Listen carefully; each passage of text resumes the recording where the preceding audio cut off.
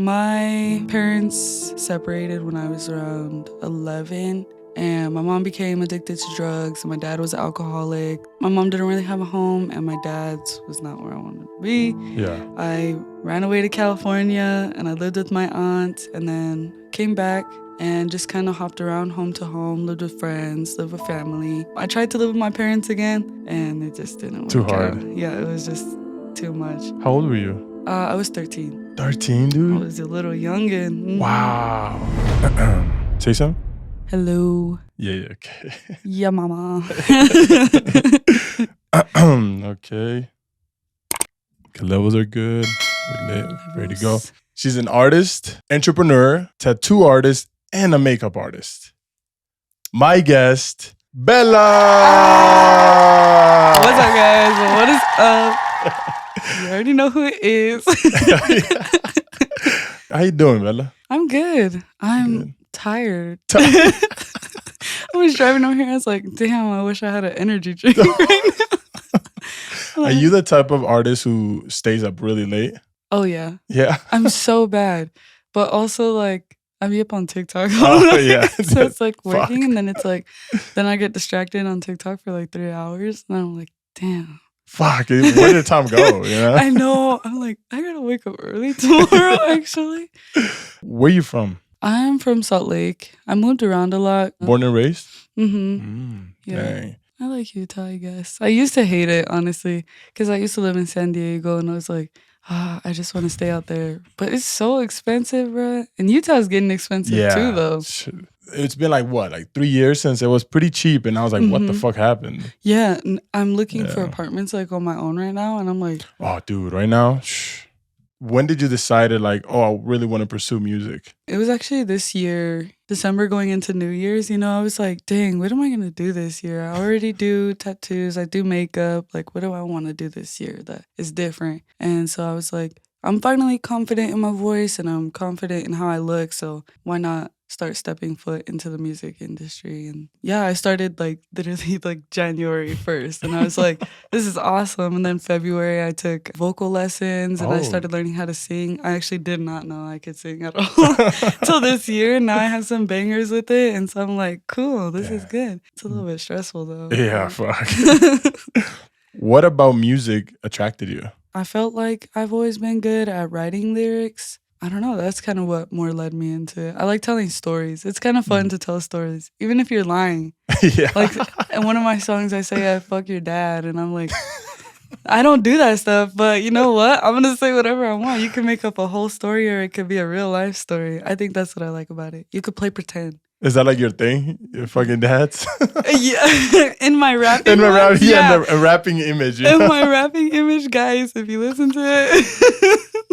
That's a storyteller, you know what I mean? Yeah. And you can find that in movies. You can find that in shows. It's just, you can create anything you want. You're a creator. Right, yeah. You know, and if that's being fucking dads. If that's snatching your dad up, then so be it. What do you think would be easier? To rizz up a guy that's your age or a dad? Someone my age. Dads already know. They're older. They already know like what they want and what they're looking for. Like the guys that are young, they're like, nah, just whatever. So you could just rizz them up quick. But a dad is going to be a little bit harder. He's going to be like, do you got your finances right? Oh, that's true. Yeah. Do you have a car? Who do you live with right now? But then again, he can take care of you. You know? He could be a little sugar daddy. I think I need to find me a daddy. I need me a sugar dad. Right now, it's the sugar dad era. Oh, yeah, for sure. Everyone wants it. And me and my client were talking about that actually the other day. I could not be out in public with an older man. Yeah, dude, that would be not embarrassing, but like very embarrassing. Extremely embarrassing. That'd be horrendous. I care too much about who people see me with, and to them to see me with an old man. Oh my God. Oh God, no. They would either think that's your dad or like sugar dad. It's never like in between. It's like, who is that? Is that a grandpa or, you know? Mm-hmm. How is the dating life with music going on in your life right now? That's a good question. I feel like at first, like when I was starting to post about it, also because of TikTok and stuff like that, I feel like a lot of people wanted it, and like even other artists that I used to talk to back then were trying to like hop in my DMs, and I was Really? like, don't talk to me. Step back. Also, the song that I had came out with is like, I can't commit to you. I have commitment issues and stuff. Honestly, it's been like chill now. I'm talking to someone, so it's going good. But I also have to be careful with things like that. And now that I'm getting into dating and stuff like that, I decided I won't post like with them. I'm like, people need to mind their business and not even know about it. Secret but not private. Or not private but not secret. Sorry. Sorry. Private but not secret. Yeah, that makes sense. Private but not a secret. That's what it. You know how there's a collabing on Instagram? Oh, yeah. Yeah. So I always tell people, like, if you really want to know if your girl or boy are cheating or if they're loyal, tag him as a collaborator. Oh, that's a good I'm telling you. If he declines the request, you should just do you. You know, focus on yourself, fam. Focus on yourself. Don't worry about nobody else. Don't worry about them, you know? The streets are calling you. The streets want you. Do you think there's a lack of love nowadays? Oh, yeah. For sure. I've been single for 3 years now. Before then, you know, I'd see all these movies and I'm like, this is so awesome. And then I got into the dating scene again and I was like, no one wants love. They all want a situationship or we're talking and things like that. And I've never really been that person to just go and date a bunch of people. Well, which I've had to do because no one's looking for anything serious. I don't like it. Like, I like back then when everyone was like, you know what, let's work at this and let's love each other. There was no like talking or situationships. Like, you were dating. Like, you go on dates and then you date or get in a relationship together. And I feel like there's definitely a lack of love. I feel like most people are looking for the 90s love in 2023. Oh, yeah. You know? Oh, yeah. And it's like, damn, like, where did it really go? Right. You know, it's tough. I mean, I've been in a 10-year-old relationship. Wow. So we've been through hell. Congratulations. But man, did she help me, dude? You know how a lot of people say like, oh, I don't want to belong to this. And like, oh, I don't want to feel like I belong to anybody. Right. Well, to me, I'm like, I like that. It keeps me on my toes. It keeps me focused and concentrated for what I want. Yeah, I totally agree. I would hate to have, 10 girls on my list. That's so much to do. It's exhausting. It's exhausting, dude. Oh, what? Monday you got to go out with Tiffany. Tuesday you got to go out with Sierra. Like, and then you're spending lots of money. Yeah. And like, also, if you're having unprotected sex, you're being really not cautious with yourself, and you're not even healing. They say they're healing. Dude. Motherfuckers say they're healing, and you're not even healing. You're actually you're killing your body right now. You don't even know what you got. Well, dude, it's crazy because healing, it takes a long time and it takes loneliness. Right. To be able to understand yourself. I believe people, when they hang out with a lot of people and they're always doing things, they're going through something. Oh, yeah. Because when they do heal, they usually stop posting. Yeah. You know? They take that time. Yeah, they take that time to understand like who you really are. What do you want? Right. So that's the scariest thing in life. Like, what do you really want? You know? I think a lot of people don't want to deal with that question. Like, they don't want to deal with what they want. So they'll look for it in other people. And that's also with dating a lot of people too. Yeah. Dating and seeing a lot of people, they're like, well, let me distract my mind from what's the actual thing that I need to do, which is healing and being alone. Just be alone. And focusing on yourself. Yep. A lot of people nowadays are trying to find somebody that makes them happy when it should be, how can I be happy to stay happy with somebody else? Yep. Before I used to believe that, I'm going to find somebody and I'm going to be happy. Then I found somebody that made me happy for like the first year. Right. Then it's like, oh, it's not about them. It's about me. Yep. Happiness is nobody else's fault but mine. It's my responsibility. What do I need to do? Who am I? And where do I need to go to be able to be happy? I believe all of us are born happy. But with time, bills, relationships, heartbreaks, stress, it slowly start taking your happiness away. Yep. And what do you end up at 25 sometimes with? Nothing. You're no longer happy. You got depression, anxiety. When in reality, if you go back to yourself, find yourself and work on yourself, then happiness starts coming back. Because you no longer are putting attention on all the things that take your happiness away. You're opening up for happiness to come back to you. And a lot of people let that eat them up. Some people are still in their 40s and still unhappy. You know what I'm saying? And still seeking other things to make them happy. But you can be happy no matter what the situation is. For example, I was homeless growing up. And I was still happy no matter where I was. And I'm still genuinely happy with where I am. And I'm grateful to be where I am. But some people would take that situation and let that affect how they are in the future, like the victim. Yeah. You know what I'm saying? I don't mean to say like that, but like the they victim take mentality. the victim mentality. Yeah. They take the trauma and they're like, okay, well, this is why I do drugs, or this is why I do this, or this is why I'm a bad person. This is why I'm not happy. And it's like, well, you can be happy in any situation that you're in. You know what I'm saying? As long as you make the best out of it.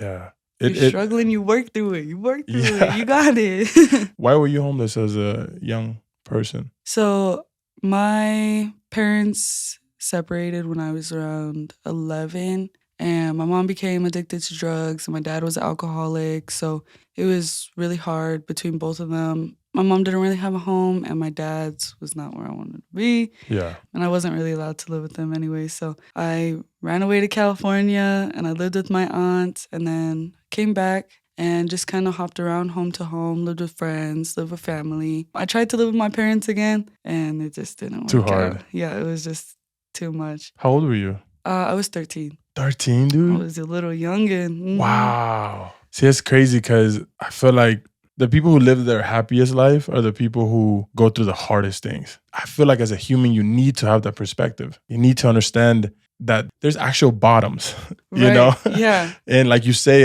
there's a difference between a victim and having a victim's mentality. Yeah. A lot of people do go through shit. It's tough and it sucks, but most people who really go through shit are usually thriving. Right. They're actually happy. They're trying to find happiness. Right. And the people who have a victim's mentality usually sabotage their own happiness in order to not be happy. And that to me is crazy. Like they like being in that sort of mindset. It's like the same cycle. Yeah. Like they do it again and they're like, oh man, I really need to fix it this time. Then they go back into it and then it falls deeper and deeper and then you just get stuck. Yeah, and it's like, dude. I always heard these stories of like when people are on their deathbed, you know, and they regret so much that they did. Those are gonna be those people, you know what I'm saying? Like, do what makes you happy now. Like, don't sit there and wait and then regret everything that you did.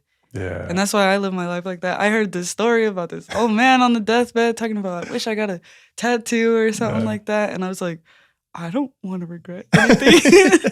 I want to be happy with everything that I did. Well, most people at nursing homes, the biggest thing they talk about is what they didn't do. Nobody talks about what they did because that already happened. It's what they didn't do that eats them alive. Yeah. I don't want to look back and be like, damn, I didn't do that because maybe I thought that people were going to say something.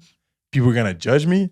Most of those people are going to be dead if you're still alive. Oh, yeah. So why would I care about what people say? Just do it. Yeah. You know?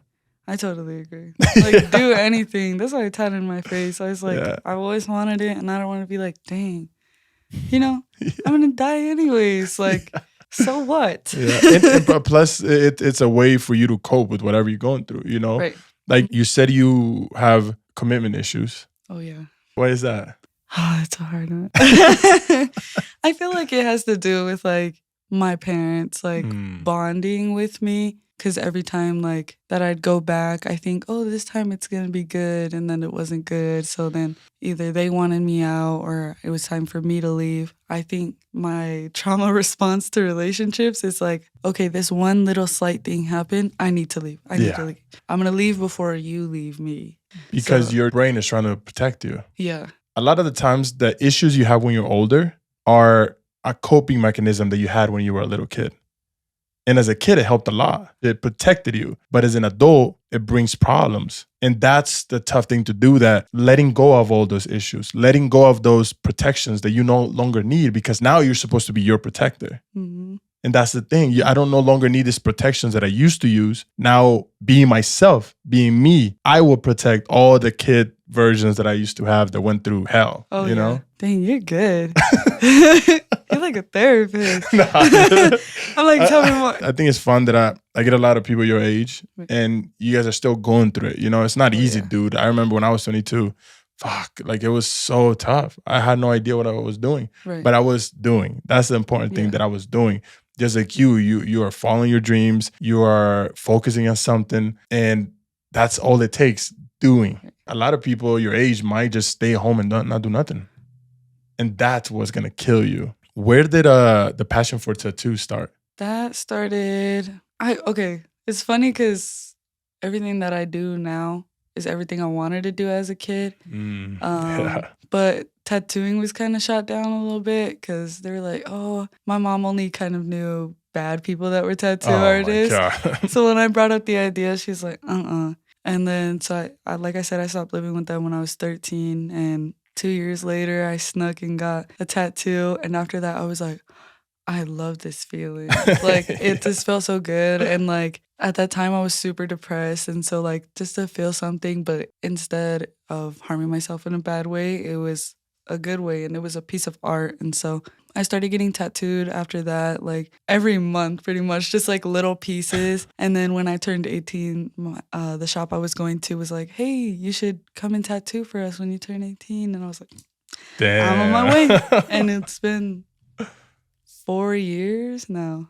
How many tattoos do you have? Oh, I don't know. I think it's like 70. I think it's like 70. Do you think, like you said, tattoos are a way to maybe inflict pain in yourself in a safe way?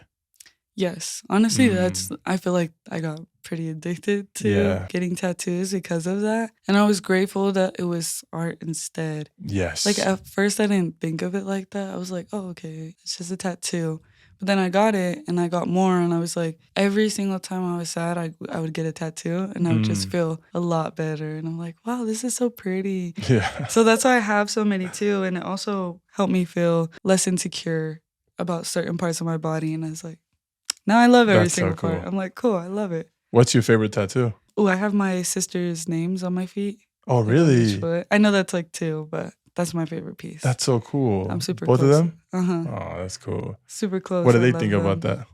Oh, they love it. And they even took pictures with like my foot right next to their face. They're so like cool. this. My sister made a TikTok and stuff. It's funny because I feel like you need to be reminded of certain things in life. You can be the most knowledgeable person, but if you're not constantly learning more and keeping it in your brain, you can lose it, right? Because I started with this one. It says Rolling Stone. Oh, that's pretty. And I got it because I broke up with my girl. I was going through the worst time in my life. I was just very hurt. First time I experienced like, depression. And I didn't know what to do. I was just like trying to figure out myself. And I was like, I'm just gonna get a tattoo. Yeah, you're like, fuck it. I'm gonna get a tattoo. And I got it. And I was like, this tattoo is a reminder to always go back to that point. Like when I'm sad, I'm like, is my life as bad as it used to be before I got this tattoo? And if it's not, keep going.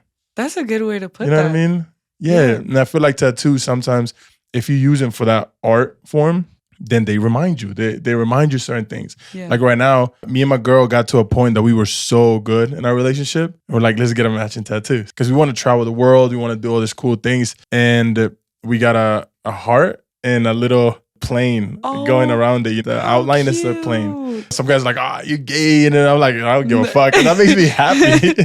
You're like, so me cool. and my girl's little Pinterest tattoo. Leave us alone. And every time, it's super basic, but it's so dope. Like we saw somebody, we went to Dominican Republic and we saw another girl with it. And we're like, that's... We're all matching, guys. We're all matching. But now I feel like I'm in a point in my life where I'm super disciplined and I know exactly what I want and I'm going for it.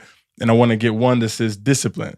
So every single time that I'm not being disciplined, it reminds me. And, you can write it wherever you want, but it's nothing like having the fucking thing in your arm and like seeing it every single day. Yeah. That's the type of a motivation to keep going. Yeah.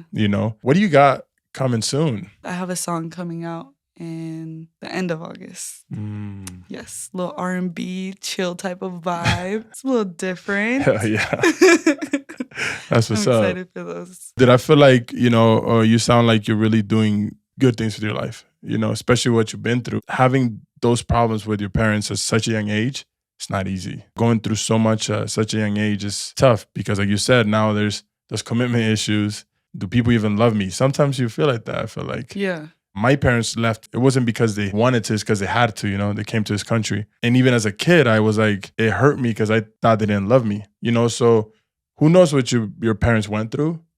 I mean, it's not an excuse because they should have been healed. They should have helped themselves. Mm-hmm. But you being able to heal yourself, you wanting to heal yourself, it's done a huge change, I bet. And your dynamic and your ancestors and your family and everything, Mm-hmm. I feel like you're headed the right way, dude. Thank you. I appreciate that very much. Hell It means yeah. a lot. I don't talk about it often because, when does that conversation come up? Yeah. But I'm like, I really am happy to be where I am. And it means a lot, like, when someone else can realize that too. Yeah. Gives me what is that? Affirmation? Positive affirmation. Yeah. I'm like, I love the energy. Thank you. It's like a little blanket healing my inner child. Well, it's. I think it's important to give people their flowers.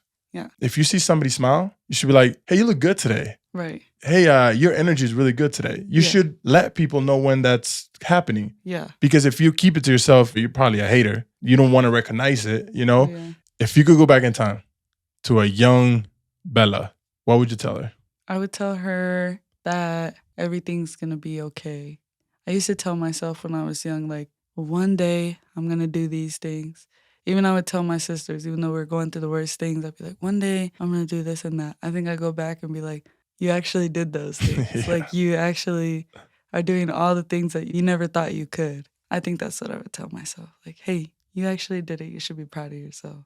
That's fucking dope. That's what I would tell myself. Hell yeah, dude. It's been a great time. Yeah. Thank you, I had dude. such a good time. Thank you for having me. I have my big ass rings on right now. No, it's funny, dude. And what do you got to tell the people? Where can they find you? So you can find me on Instagram at Eternal Loser, and TikTok, Unique Ink. And I have a little link tree on those so you can see all my music and all my tattoo stuff too. TikTok is popping. TikTok is Shit.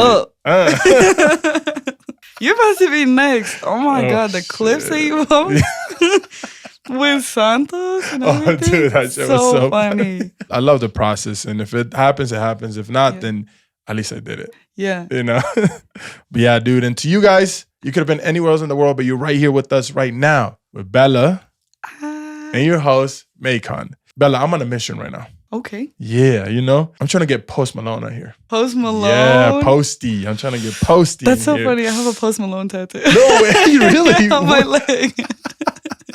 See, Posty, it's meant to be, man. It's meant to be. Come on. You just open your canes downtown. Psh, I'm telling you. You gotta get on here. Dude, and I don't care if it's going to be episode 625. Yep. Episode 1313. Period. I don't care. It's going to happen, though. Yep. We're going to have Posty and we're going to have a great conversation. Love you guys. Stay alive because there's a lot of people dying right now, dude. It's scary. Oh, my God. Stay safe, yo. Stay safe out there. Shit, And love yourself. Out of everything, love yourself and stay hydrated. Yes. Yes. I need to take that advice, actually. And if you need any tats, anything, you can get it from the one and only Let me know. Bella. So, yeah, love you guys. Go to sleep early and peace out. Love y'all. Bye.